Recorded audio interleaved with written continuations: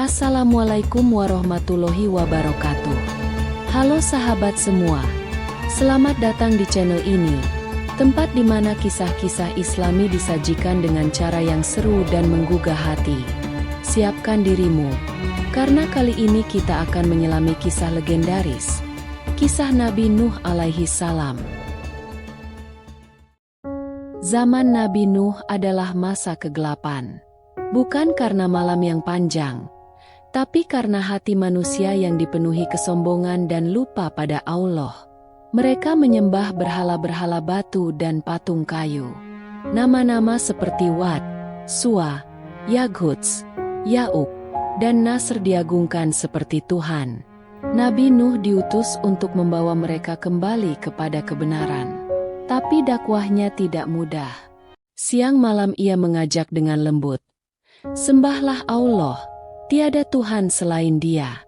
Aku takut kalian akan terkena azab yang pedih." Tapi mereka menutup telinga, menertawakannya, bahkan meludahi beliau.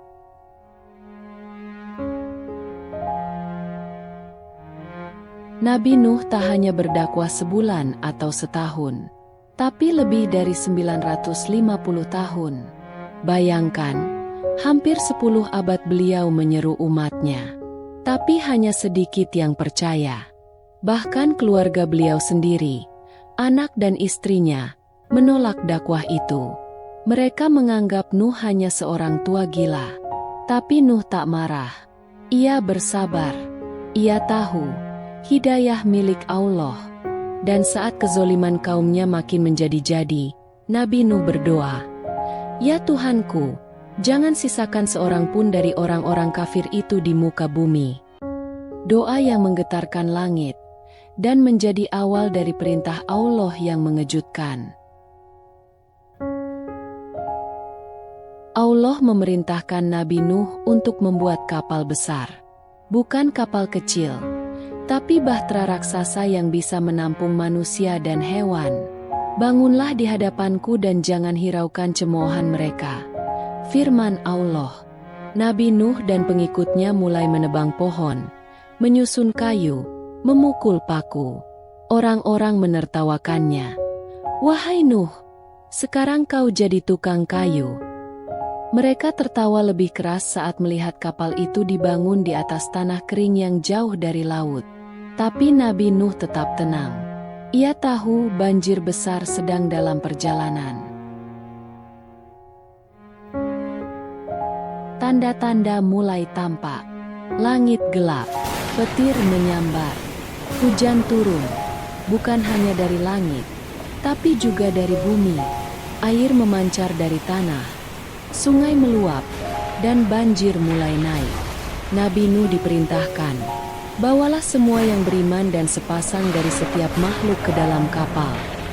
Mereka naik ke atas bahtera, dan saat pintu ditutup, ombak besar datang menelan segalanya.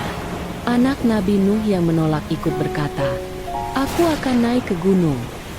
Tapi Nuh menjawab, "Tak ada yang bisa selamat dari azab Allah." Dan air pun menelan gunung, rumah, dan manusia yang menolak kebenaran.